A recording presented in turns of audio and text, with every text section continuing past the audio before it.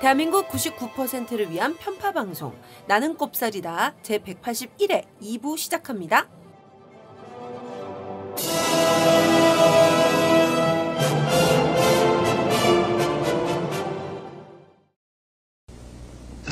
찬바람이 싸늘하게.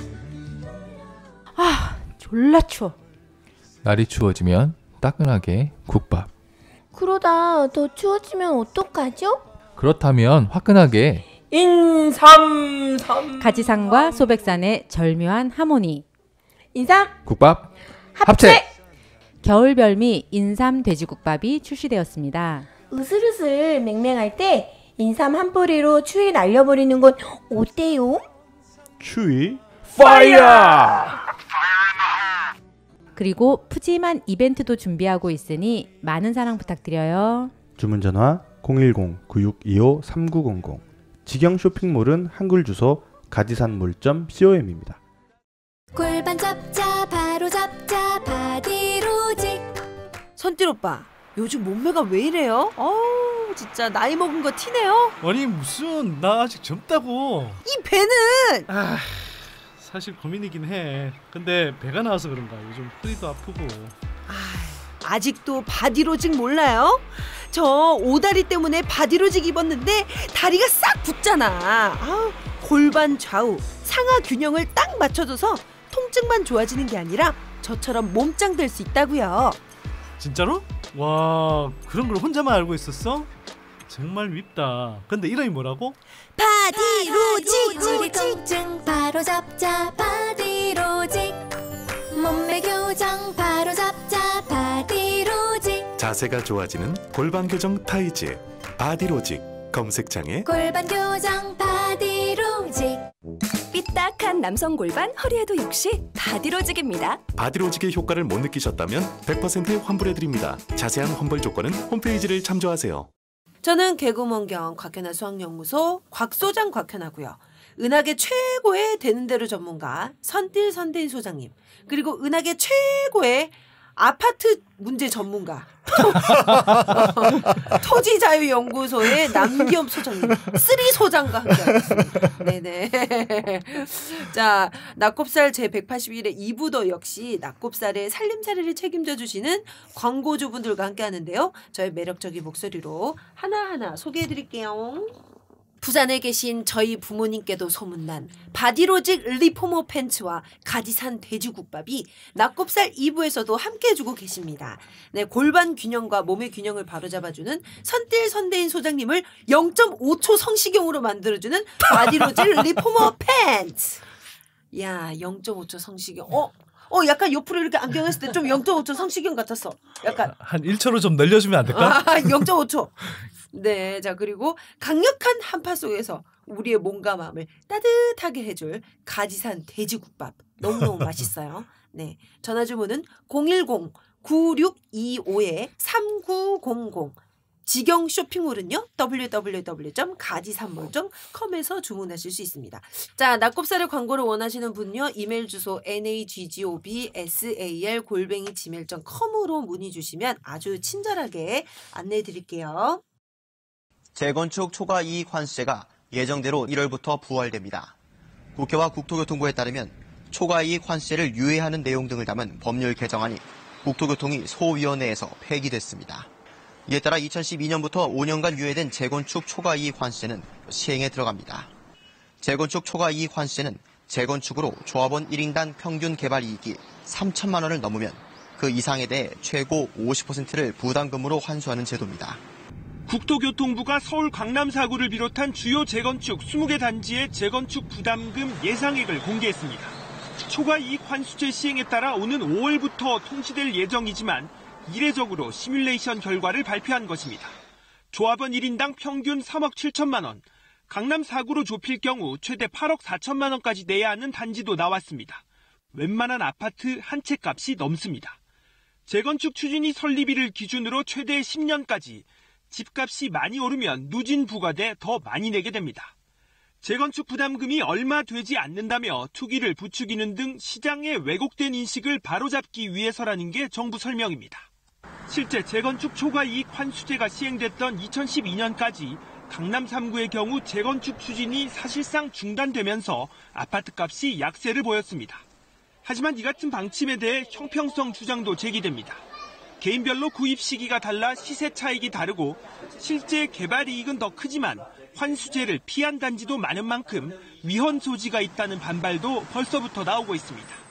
서울시는 오늘 정부의 부동산 안정화 대책 관련 서울시의 입장을 발표하면서 집을 투기 수단으로 전락시키는 일을 용납하지 않겠다는 정부의 뜻을 존중한다고 밝혔습니다. 초과이익 환수제에 대해선 유예기간이 올해 1월 2일자로 종료된 만큼 이제는 개발 이익을 철저히 환수하겠다는 입장을 확인했습니다. 또 만약 구청장이 부과하지 않는다면 국토부와 긴밀히 협의해 이행 명령 조치를 통해서라도 반드시 징수하겠다고 밝혔습니다.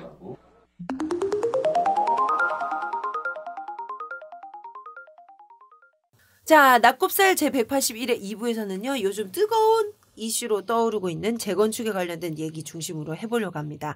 자, 일단 재건축 자체에 대한 얘기를 좀 해볼 텐데요.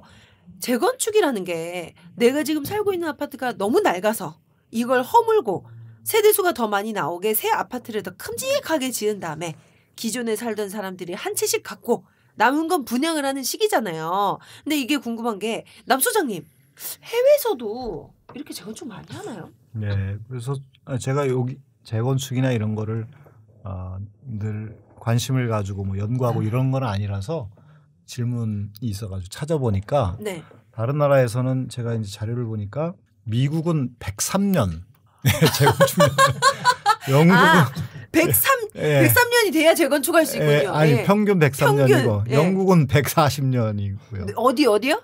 영국. 영국 프랑스는 85년, 독일 79년, 일본은 30년, 한국 20년 이렇게 나와 있어요. 국토해양부가 그러니까 과거 정부 아마 이명박 정부에서 발표한 것 같아요. 네네. 그러니까 좀 사실 좀 이상하죠. 우리 제가 사는 아파트 앞에도 그 오래된 아파트인데 한 30년이 됐나? 재건축 안전진단을 통과했다고 경축 프랜카드를 써붙였어요. 근데 가만히 생각하면 좀 이상한 게 우리 아파트가 안전하다는 게 아니라 되게 부실하다. 너무 경축. 좋다. 그러니까 진짜 정말 웃기네. 집값을 중심으로 이렇게 가치가 전도되니까 일어나는 현상이에요. 조합원 여러분 해냈습니다. 우리 아파트가 졸라 부실합니다. 경축. 도저히 살 수 없는 동네가 됐습니다. 금이 많이 가고 있습니다. 경축. 네. 예, 그래서 그게 이제 재건축을 하게 되면 여러 번 말씀드린 것처럼 불로소득이 많이 생기니까 그거에 대한 기대죠. 사실은 뭐 이런 상황에서 대부분의 사람들이 아주 좀 특이한 사람을 제외하고는 이게 재건축을 통해서 돈을 버는 게 너무 자연스럽고 그걸 빨리 해가지고 추진해서 그리고 이제 돈이 좀 목돈이 생기면 땅이나 부동산을 사놔가지고 돈을 버는 게 자연스럽잖아요. 그런 제도 하에 우리가 살고 있어요. 그러니까 이런 제도가 안 바뀔 것 같으면 이런 제도의 수혜자가 되고 싶지 피해자가 되고 싶은 생각이 없거든요. 그러니까 결국에는 저는 뭐 훈계를 하고 도덕적으로 뭐 얘기를 해서 투기를 하면 안 돼 이렇게 해서 잡힐 문제가 아니라 제도를 잘 만들어야지. 그러니까 불로소득이 잘 안 생기게 해야 되고 그 중에 하나가 이제 재건축 초과이익 환수죠. 초과이익을 좀 환수하겠다. 일부를 다 환수하는 것도 아닙니다. 일부를 환수하겠다 이런 거죠. 그러면 이제 그 기대 수익률이 작아지니까 재건축에 대해서 신중하게 좀 더 생각하게 되겠죠. 네. 예. 그래서 이제 말씀을 해주셨는데 정부가 재건축에 관련돼서 크게 두 가지 정책을 들고 나왔는데요. 하나는 재건축 초과이익 환수제 그리고 하나는 재건축 연한 확대입니다. 네. 그 아까 말씀하신 재건축 초과이익 환수제부터 얘기를 해보려고 하는데요. 그러니까 좀 저희가 좀 설명을 해드려야 될 것 같아요. 아까 간략하게 얘기해 주셨지만 재건축으로 초과 이익을 보면 환수한다. 이런 뜻인 거죠? 좀 설명을 해 주신다면요. 재건축을 다 했어요. 가격으로 얘기하면 재건축을 다 해서 분양 예상 가격이 전체가 1,000억이다. 예를 들어서. 네. 근데 이제 1,000억에서 이제 뭘 빼냐면은 이제 재건축을 개시할 때 시점에서의 주택 가격 예를 들어 개시 시점에서는 400억이었다. 그 단지가 그럼 400억을 빼요. 네. 그리고 400억에서 다른 단지하고 다른 주택 가격하고 비슷하게 정상적으로 상승한 가격분 예를 들어서 그게 100억이다. 그러면 이제 100억도 빼요. 그럼 500억 남았죠. 네. 그럼 또 개발을 해야 될 거 아니에요. 새로 지어야 되잖아요. 조합을 또 운영해야 되잖아요. 운영비가 뭐 건물 짓는 데 들어간 돈이 한 300억이다. 그러면 이제 200억이 남잖아요. 네. 200억의 개발 이익이 생긴 거죠. 그렇죠. 예, 그 개발 이익에서 그 규모에 따라서 10%에서 50%까지 적용을 한다는 거예요. 개발 이익이 남으면 예, 그러니까 비용을 다 빼고 정상 가격 주택 상승분도 빼고 남으면 남은 것에 대해서 뭐 3천만 원 개인별로 3천만 원은 또 감해주고 그거는 또 부과도 안 하고 기본 공제를 예, 공제를 해주고 그렇기 때문에 이것이 무슨 헌법 뭐 위반이고 뭐 이런 게 뭐 사유재산을 뭐 국가가 가져가는 거고 이런 것까지는 아니다. 이게 개발 이익이라고 하는 것은 이제 토지의 용도를 바꿔주는 거거든요. 여기에 이제 개발을 고층으로 지을 수 있게 용적률 더 많이 일반 분양이 많이 나올 수 있도록 해주는 거거든요. 그러면은 사실은 그거는 정부가 조합원들에게 혜택을 주는 거기 때문에 거기에 대한 대가를 좀 내라 이겁니다. 그것도 다 내라는 것도 아니에요. 공공과 개인이 좀 나눠 가져가자. 그렇죠. 네, 이런 거죠. 용적률이라는 것은 눈에 안 보이지만 무형의 공공재인 거예요. 그렇죠. 공공재가 투입이 돼서 이걸 재건축을 해서 신규 분양을 해서 이게 집값이 올랐어. 그러면 거기에 대해서 차익이 발생한 거는 일부 뭐 많이도 아니고 처음에는 10%, 20%, 30% 해서 최고 많이 가도 절반까지만 환수를 하겠다는 거거든요. 그리고 환수해서 그걸 공공임대주택을 짓는다든지 또 주거 환경을 개선하는 사업에 쓰겠다는 거예요. 그거는 당연히 공공재를 투입해서 그만큼 이익이 올랐으니까 어느 정도는 사회가 환원받아서 그걸 사회의 목적에 맞게 공동체의 목적에 맞게 쓰는 게 맞는 거잖아요. 네네. 그렇습니다. 자, 아까 일부에서 얘기했던 것처럼 이 제도가요. 참여정부 말기에 도입됐다가 시행도 제대로 못 해보고 계속 잠자고 있었다. 2006년에 도입된 걸로 알고 있습니다. 그렇군요. 자, 그런데 이게 1월부터 부활되면서 이제 핫 이슈가 되고 있는데 당연히 재건축을 추진한다 아파트 그 단지 주민들 지금 반발이 어마어마할 것 같은데요. 그렇죠? 예. 뭐 반발을 한다고 반발을 아주 뭐 크게 하는 것처럼 또 언론이 보도하겠죠. 뭐 그래서 뭐 위헌 소송까지 내겠다 이런 식으로 지금 벼리고 있다는데 이 제도에 대한 반발 논리 몇 가지 얘기해 보겠습니다. 첫째, 양도소득세, 종합부동산세, 재산세까지 있는데 초과이익 환수까지 하는 거는 2중 3중 과세다. 이런 논리에 대해서 어떻게 생각하시나요? 그 양도세하고 종부세하고 그러니까 목적, 뭐 대상, 과세 방법 이런 게 다 달라요. 네. 예, 그리고 이게 뭐 일종의 개발 부담금인데 이게 이제 실현되지 않은 이익 아니냐. 이익을 내가 현찰로 쥔 게 아닌데 왜 내라 그러냐. 그걸 이제 미실현 이익이라 그러는데 미실현 이익에 대한 과세에 대해서 헌법재판소는 징수할 수 있다. 그거는 과세 기술상의 문제다. 다 합헌이라고 다 판단하고 있어요. 그러니까 이제 위헌이다 이런 얘기를 계속 증폭시키는 거는 전 다른 노림수가 있다고 봐요. 이게 계속 이게 문제가 있는 거다라고 하는 거를 사실은 이제 부각시켜서 여론을 만들려고 하는 거죠. 사실은 다 합헌이에요. 결국 소송해봤자 이분들 질 텐데. 예, 지죠. 당연히 지죠. 그러니까요. 합헌인데. 그래서 아마 법률 회사가 또 돈을 벌 수 있겠죠. 그렇군요. 네, 합헌입니다. 네. 자, 그다음으로 또 그 정부가 이제 그 두 가지 정책을 들고 나왔다 그랬잖아요. 하나가 이제 또 재건축 연장인데요. 기존에 그 30년 지나면은 재건축 추진이 가능을 했었는데 이제 이걸 40년으로 늘리겠다. 이런 얘기거든요. 근데 원래가 40년이었잖아요. 근데 우리 선틸 오빠의 고향 절친이시죠. 최경환 전 부총리. 네. 절친 아니지. 아니야? 선틸 오빠의 고향 그냥 나쁜 놈? 네. 최경환 전 부총리. 이때 30년으로 줄였죠. 40년에 30년. 그러니까 재건축 허용연한을 완화했다라는 게 바로 그거예요. 예전에 40년이 지나야 대상이 되는데 이제는 30년 정도만 지나도 낡은 아파트를 봐줄 테니 대상이 될 수 있다. 이렇게 이제 해준 거죠. 그래서 어떤 결과를 지금 딱 이루고 나서. 그래서 보세요. 아까도 말씀드렸지만 재건축 허용 연한을 완화해서 재건축이 대상이 될 수 있는 판이 커졌잖아요. 그 판이 커진 사회에서 투기적 가수요가 달려들어서 집값이 뛰었잖아요. 재건축이. 그러면 이게 아까도 말씀드렸다시피 집값을 안정시키는 정책이 아니고 집값을 띄운 정책이었단 말이에요. 그러네요. 그럼 거꾸로 문재인 정부에서 이 재건축 허용 연한을 다시 예전 상태로 40년으로 돌린다. 그럼 집값을 안정시키는 대책이죠. 그래서 이 40년으로 연장하는 방안을 정부가 검토 중인데 지금 어떡합니까? 현수막 걸어놓은데. 예. 경축 이런 데는 어떡하나요? 그런 데 지금 어떡하나요? 네. 그런데 지금 우리 금 같다고 지금 그런 데서는 우리를 막 저주하겠지. 이런 방송하고 있으면 우리 그 사람들한테 노출되면 안 돼. 그러니까요. 아니, 이거 최경환 얘기가 나와서 그런데 최경환 의원이 지금 교도소에 있나요? 네, 지금 구속돼 있죠. 구속돼 있죠. 예. 그때 여기 구속 방송도 있었어요. 축 구속. 축하 방송. 그러니까 돈을 국정원에서 돈을 받았다는 건가요?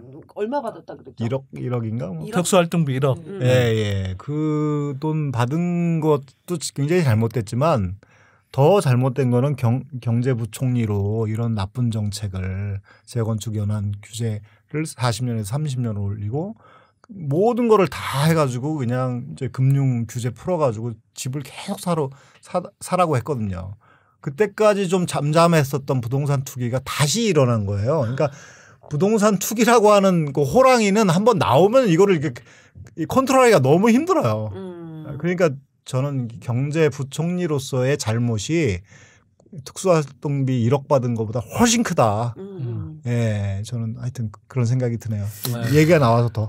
네, 잘하셨습니다. 더 신경이 나가네요. 잘하셨어요. 제가 평소 하던 이야기를 또 다른 분이 해주시니까. 또 다른 목소리로 들으니까 또 새롭네. 네, 그렇습니다. 자, 그런데요. 그래서 이게 반발이 거센데, 근데 정부에서 일단은 확정된 거 아닙니다라고 지금 신중 모드로 들어갔습니다. 그래서 소장님은 당연히 40년을 돌리는 게 맞다라고 생각하시는 쪽이시겠죠? 네. 그쪽으로 가는 거에 대해서 이제 찬성을 하는데 그거를 반드시 해야 된다 이런 생각은 들진 않고요. 왜냐하면 초과이익 환수. 지금 이제 강남이나 이쪽에 이제 보유세를 강화하면서 보유세는 보유했을 때에 세금을 내는 거지 않습니까? 그러니까 사실은 이제 임대소득 그거를 이제 지대라고 하는데 지대에 대한 환수도 하고 그다음에 이제 보유세를 강화하면 매매 차익도 사실 줄어들어요. 그리고 재건축 초과이익 환수도 철저하게 하고 이러면 그 단지에 사는 사람이 정말 뭐 안전에 이런 거에 굉장히 문제가 생겨서 자체적으로 알아서 이렇게 재건축을 추진을 할 수 있도록 여건을 만들어주면 30년이나 40년은 굉장히 뭐 그렇게 중요한 핵심 변수는 아니다. 그러나 지금 상황에서는 40년으로 연장하는 것이 필요하다.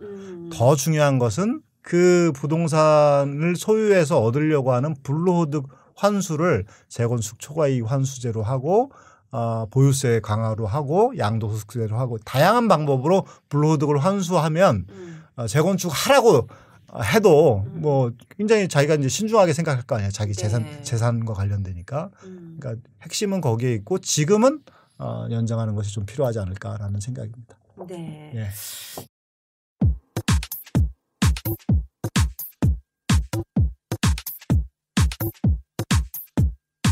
지금 여러분께서는 대한민국 99%를 위한 편파 방송 나는 꼽사리다와 함께하고 계십니다.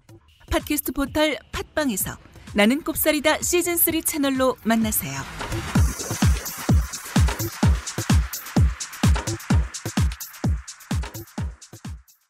근데 앞에서도 조금은 이제 이 얘기가 나온 부분이기는 한데 근데 계속 이런 프레임이 나오고 있거든요. 그래서 한 번 더 좀 얘기를 해주셔야 될 것 같아요. 그러니까 강남은 지금 지을 때 다 지었다. 지을 데가 없는데 지금처럼 수요가 넘쳐난 상황에서 재건축밖에 공급을 늘릴 방법이 없는데 이거 막으면 강남 아파트 희소성 더 키우는데 집값 더 뛰게 만드는데 왜 막느냐. 아까도 말씀드렸지만 그 공급이 부족해서 지금 집값이 뛰는 게 아니라고 했잖아요. 그렇죠. 네네. 그러니까 투기적 가수요를 막는 게 방법이에요. 자꾸 공급을 늘린다라는 핑계로 용적률을 올려주고 이것저것 사업 추진이 잘 될 수 있도록 사업성을 높여주거든요. 그러면 이건 쉽게 말해서 투자 수익 또는 투기 수익이 늘어날 수 있도록 만들어주거든요. 그럼 투기적 가수요가 덜 끓겠죠. 그러면 이거는 실제로는 집값을 더 부추기는 정책으로 가는 수 있는 거예요. 그래서 이렇게 말하는 건 맞지 않아요. 네. 투기적 가수요를 줄이는 방향이 맞고요. 지금 그래서 문재인 정부의 기본적인 방향 자체는 옳습니다. 오히려 조금 더 적극적으로 해야 될 필요가 있다고 저는 보는 거죠. 네네. 제가 좀 더 설명하면 네. 그러니까 2008년부터 14년까지 강남 재건축 시장이 굉장히 안정돼 있었거든요. 그때는 연한이 이제 40년이었죠. 그러니까 재건축을 통해서 주택 공급을 할 수 있는 가능성이 낮은 거잖아요. 근데 최경환이가 이제 임명이 되고 40년을 30년으로 줄이니까 그럼 주택 공급을 하려고 더 많이 지금 이제 그런 사람들의 논리에 따르면 더 많이 하려고 할 가능성이 높아졌는데 가격이 폭등해요. 그렇죠. 공급을 더 많이 할 텐데 왜 가격이 올려? 이 논리가 맞지 않는 그러니까 거죠. 재건축과 가격의 그것은 상관관계가 없어요. 오히려 더 투기판을? 투기판을 키우는 거죠. 사실은. 더 많이 먹을 게 생기는구나. 그러니까 재건축이 제대로 되기 위해서 수익률을 높여주기 위해서 계속해서 정부가 여러 가지 제도적인 편의를 봐주고 그러거든요. 네. 그걸 아니까 들어가면 내가 돈이 된다. 그러니까 몰리는 거거든요. 자, 그리고 이 단골로 나오는 얘기가 있는데요. 자, 이런 식으로 세금 때리고 초과이익 환수 어쩌고 저쩌고 이러면 그만큼 임대료로 전가된다. 이런 부담이. 그래서 세입자들이 더 힘들어진다.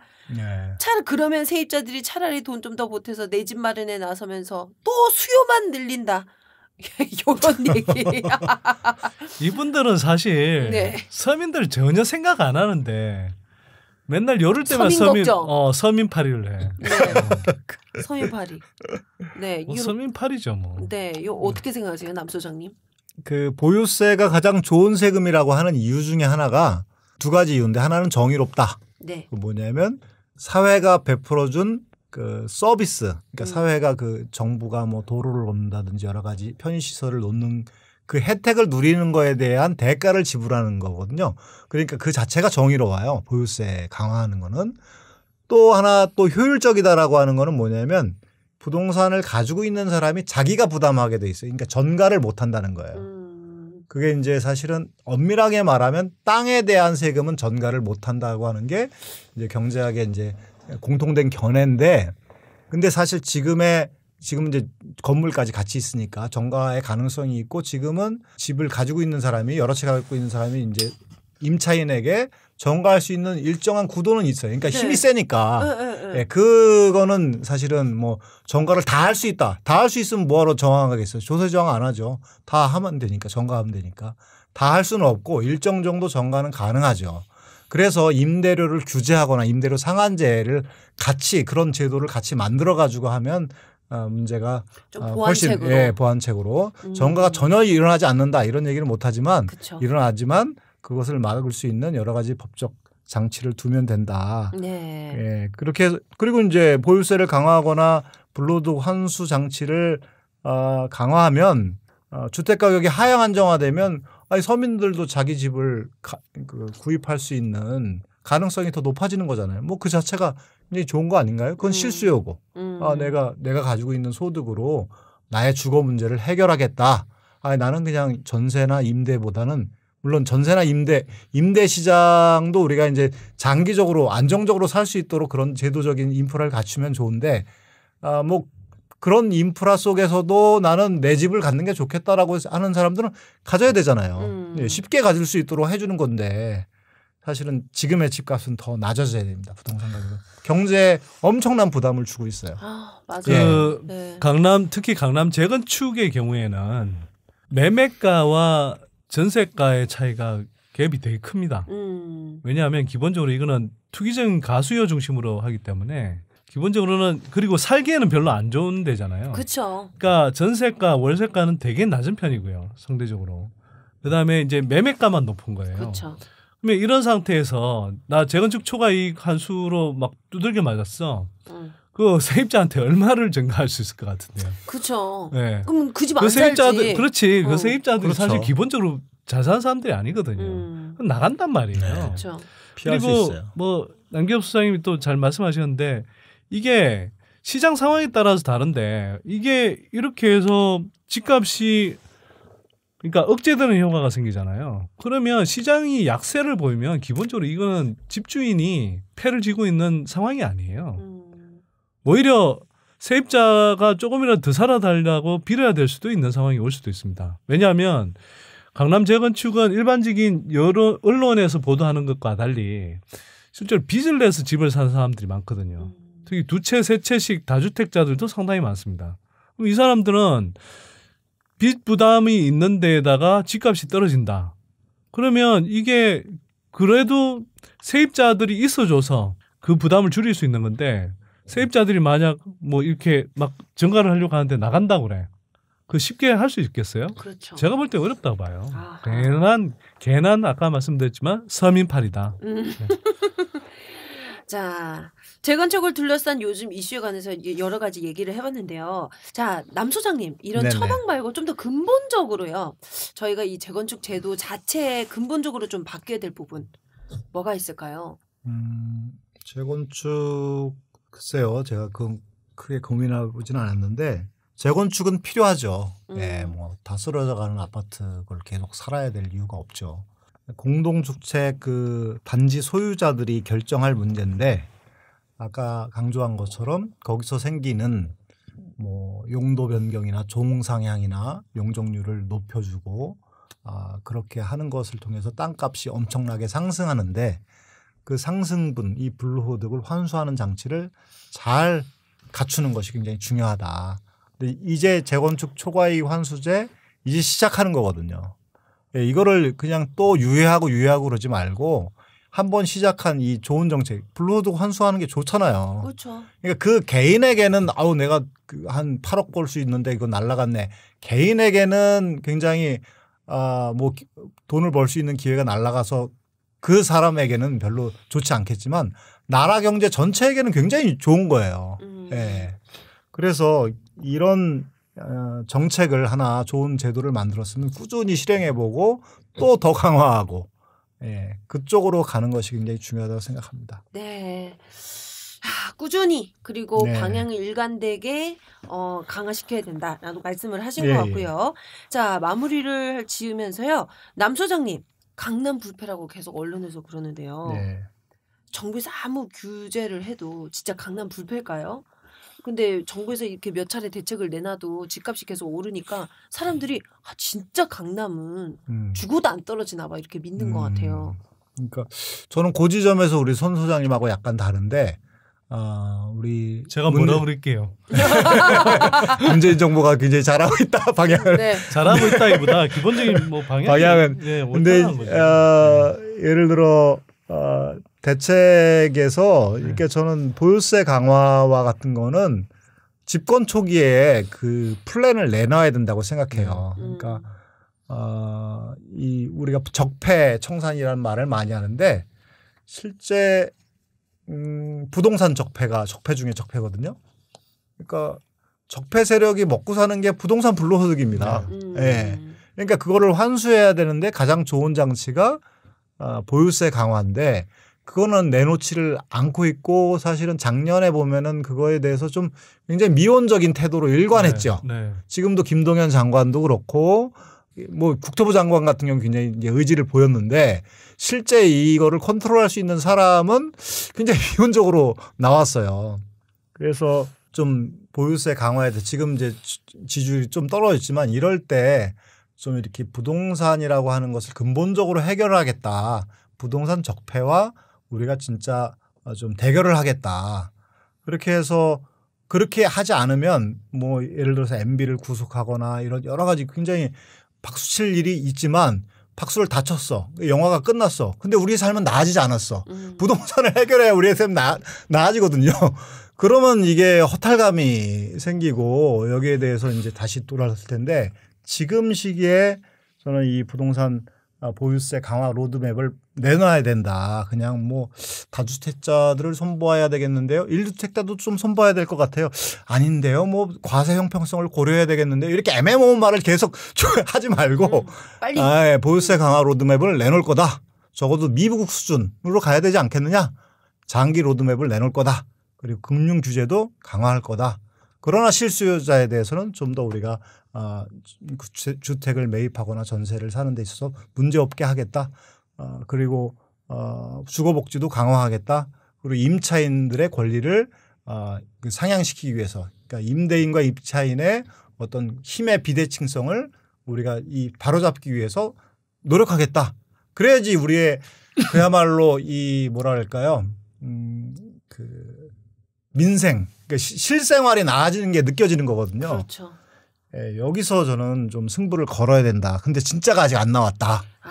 그게 좀 아쉽다. 예, 좀 미적미적하고 있다. 예, 저는 좀. 저도 뭐 아까 이제 문재인 정부의 기본적인 그 방향이라는 것이 옳은 방향으로 간다라고 이야기했던 건 뭐냐면 조중동이 계속 공급 뭐 부족하다. 그래서 뭐 최경환 정부총리 시절에 빚내서 집 사라 정책 이런 것들을 추진하는 방향과 다르게 어쨌거나 투기를 억제하고 또 가계부채 증가를 억제하는 방향으로 간다. 이런 방향에서 이제 뭐 대체로 옳다 이렇게 평가하는 거고요. 당연히 저도 보유세는 강화해야 된다는 입장이기 때문에 이게 뭐 굳이 이야기하자면 속 시원히 안 나오지는 건 저도 사실은 좀 아쉬움이 있죠. 그다음에 우리가 문재인 정부 초기에 또 이야기했던 게 후분양제 이야기. 예, 후분양제는 주택 시장의 제도를 근본적으로 소비자 위주로, 주택 수요자 위주로, 즉 국민 위주로 이렇게 전환한다는 측면에서 굉장히 중요한 과제이거든요. 근데 이 두 가지 중요한 과제가 사실은 안 나왔어요. 근데 그만큼 이제 기득권의 반발이 강한 제도 또는 대책이라고 볼 수도 있습니다. 근데 저는 한편으로는 부동산 보유세 관련해서는 일정하게 이해하는 측면이 있어요. 뭐 이해한다라고 표현하는 건 노무현 정부 때 종부세 내놨다가 엄청 두들겨 맞았거든요. 네. 근데 그때 아까도 이야기했지만 여론이 기본적으로는 굉장히 1% 대상으로 이렇게 가세를 한다 이렇게 했음에도 불구하고 그냥 굉장히 많은 사람들이 영향을 받는 것처럼 그리고 뭐 세금 폭탄 운운하면서 실제로 이제 그 역경격을 당했던 그 트라우마가 되게 강하게 남아 있거든요. 실제로 그 문재인 정부에 참여하고 있는 뭐 노무현 정부 때 인사들 이야기를 들어봐도 그 부분을 되게 뼈아프게 생각해요. 그리고 이제 이게 또 정치라는 세계는 제가 보니까 뭐 저도 이제 뭐 승급이라는 걸 치러보겠다고 이제 나섰는데 결국은 승급판에서 예를 들어 세금 문제를 꺼냈을 때 이게 표를 잘 얻을 수 있을까에 대한 확신이 없는 것 같아요. 그러니까 예를 들어서 재산세를 보유세를 올린다 그러면 기본적으로는 다주택자나 부동산 부자들을 중심으로 해서 가는 건데도 불구하고 이제 조중동 같은 데서 그렇게 가만히 만만하게만 이제 놔두지는 않을 테니까. 그러니까 이제 그런 데 따른 이제 선거를 앞두고 있는 그런 부담이 있는 것 같아요. 그래서 저는 오히려 지방 선거가 끝나고 만약 지방 선거에서 좀 제대로 이기면 오히려 저는 보유세는 상대적으로 좀 강하게 추진할 수도 있겠다 이런 생각이 들고요. 그때도 못하면 상당히 이제 좀 비판을 하고 또 한편으로는 보유세를 더 강화해야 된다라고 이야기를 해야 되죠. 그리고 제가 이제 개인적으로 좀 뭐 전에도 자주 말씀드렸지만 이 보유세 문제에 관해서는 저는 부동산 대책이 아니라 공평과세의 문제로 자꾸 좀 접근을 했으면 좋겠다라고 생각하고요. 그 과제에서 제가 우선적으로 봐야 되는 것은 사실은 부동산 부자들이 갖고 있는 단독주택, 고급 단독주택, 그다음에 대기업이 갖고 있는 대규모 토지 이런 것들이 시세 반영률이 굉장히 떨어져서 제대로 과세가 안 되고 있는 게 문제거든요. 이거부터 바로잡는 게 굉장히 중요하다. 왜냐하면 이걸 이렇게 하면 사람들이 아 정말 보유세에서 제대로 걷어야 될 게 안 걷어지고 있구나 이렇게 이제 생각한다는 거죠. 제가 박근혜 뭐 삼성동 주택 가지고 이야기했었잖아요. 이게 일반 아파트는 한 70% 정도 시세의 70% 정도가 가표의 기준으로 잡히는데 박근혜 그 삼성동 자택은 40% 수준밖에 안 잡혔잖아요. 그러니까 부자들 주택은 거래가 안 된다는 이유로 그렇게 제대로 과세가 안 된단 말이에요. 더 중요한 건 뭐냐. 제가 여기서 오늘 좀 중요한 이야기를 해야 될 건 뭐냐면 제가 용인시에 삼성하고 이건희 회장 땅 일가의 땅이 있습니다. 이게 몇만 평이냐? 320만 평. 조사한 것만 이게 전부 다인지는 모르겠지만 거의 아마 전수에 가깝지 않을까 싶은데 320만 평이에요. 용인시 전체 면적의 1.7%입니다. 와, 네. 엄청난 면적이에요. 에버랜드를 중심으로 해서. 두 가지 문제가 있어요. 제가 보니까. 첫 번째, 여기에 시세 반영률을 조사해 봤더니 대략 30% 수준밖에 안 돼요. 그러니까 용인시에 일반 아파트에 사는 사람들은 70%의 시세 반영을 해서 그걸 가표로 삼아서 재산세를 낸단 말이에요. 근데 왜 에버랜드니 이건희 회장의 땅은 30%밖에 안 잡혀야 하는 건가? 왜 그럴까요? 그러니까 이게 기본적으로 가세 당국에서 이런 근원적인 불평등을 바로 잡지 않고 있는 겁니다. 이거부터 바로 잡아야 돼요. 네. 두 번째 더 문제는 뭐냐? 과천의 서울대공원 또는 용인민속촌 이런 쪽에 비해서도 공시지가가 훨씬 낮아요. 아 그래요? 다른 데 그쪽도 그런 게 아니라 다른 데 훨씬 낮아. 그리고 더 이상한 건 무슨 이유에서인지 모르겠는데 2014년 이후에 갑자기 이 공시지가가 확 떨어져서 다른 데는 보면은 보통 우리가 집값 땅값이 올라가기 때문에 뭐 공시주택 가격이든 또는 개별 공시지가든 토지에 대한 개별 공시지가든 기본적으로 점진적으로 우상향해요. 그렇죠. 점진적으로 올라간다고. 근데 이건희 회장 일가 땅만 이상하게 2014년에 예를 들면 제곱미터당 8만 원이던 게 갑자기 한 3만 원대로 뚝 떨어져 버려. 이상하네요. 이건 어떤 지역의 다른 공시지가하고 비교해봐도 이해할 수 없는 현상이 벌어져요.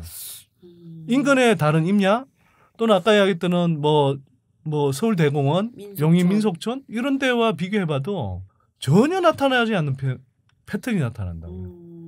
이거는 과세 당국부터가 좀 제대로 이렇게 이 조사를 해봐야 되고요. 특히 개별 공시지가는 그 기초지자체 용인시가 이게 조정을 할 수 있는데 이 부분을 도대체 어떻게 한 건지에 대해서 적절한 설명이 있어야 되는 거죠. 굉장히 좀 충격적인 얘기를 해주네요. 그러니까요. 그러니까 이런 거부터 제대로 개별 공시지가 또는 공시주택 가격부터 좀 더 현실에 가깝게 만드는 거 이게 굉장히 중요합니다. 이게 돼야 사실은 세율을 나중에 보유세율을 뭐 점진적으로 올리자는 이야기도 할 수 있지. 이게 안 된 상태에서 뭐 공동주택을 중심으로 해서 이렇게 막 세율부터 올리자 이렇게 되면 중산층 서민 가게 입장에서 보면 상대적으로 더 부담이 늘어나는 것일 수도 있어요.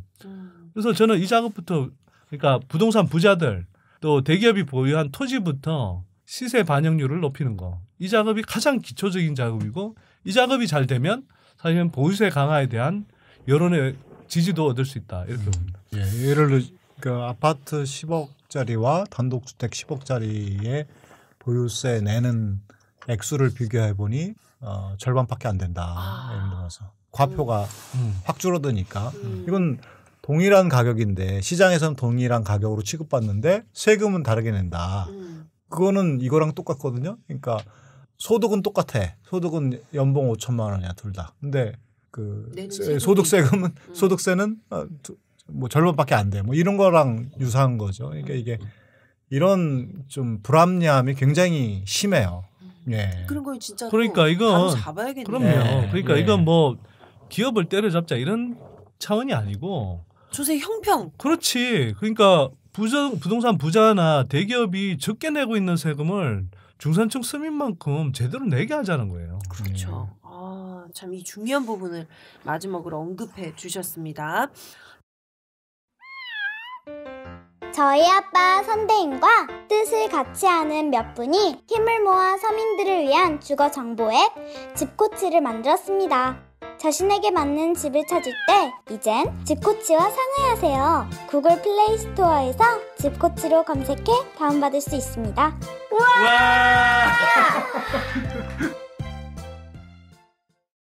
자, 나는 꼽살이다 181회. 오늘은 보유세와 재건축 초과이익 환수제를 비롯해서요. 부동산을 둘러싼 여러 가지 이슈를 다뤄봤습니다. 자, 과연 이 불패시나 이 기득권 언론들이 호언장담하는 것처럼 백약이 무효로 앞으로 쭉 갈 것인지 결국 빠질 거품은 빠질 것인지 네 뭔가 이 문재인 정부와 부동산 기득권 세력의 한판 승부 같다라는 느낌인데요. 자, 정말 제가 여러분들께 또 부탁드리고 싶은 건 집값이 오를 건가 말 건가 요런 시야로만 부동산을 좀 보지 마시고 부동산이 과연 우리들 삶에 그리고 나라의 경제에 어떤 영향을 미칠지 어떻게 하는 것이 이 사회 불평등을 완화시키고 불로소득자보다는 좀 더 열심히 일하는 사람들이 건강하게 살 수 있는 사회가 되는 길인지 많은 관심을 가져주셨으면 합니다. 자, 오늘 여러 가지 좋은 말씀 들려주신 은하계 최고의 아파트 전문가 남기영 토지자유연구소장님 진심으로 감사드립니다. 네, 그리고 은하계 최고의 닥치는 대로 전문가 네 선언해버린 선딜선딜 오빠께도 감사드립니다. 전 지금까지 곽현아 수학연구소 곽소장 곽현아였습니다. 들어주셔서 감사합니다. 안녕. 와.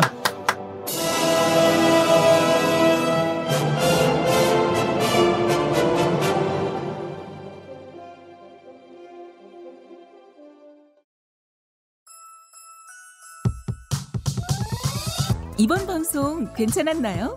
작별의 여운 이렇게 표시해주세요. 다운로드하기, 댓글 달기, 구독하기, 별점 주기. 더 좋은 방송 만들어달라는 약속 이렇게 응원해주세요. 다운로드하기, 댓글 달기, 구독하기, 별점 주기. 기억하셨죠?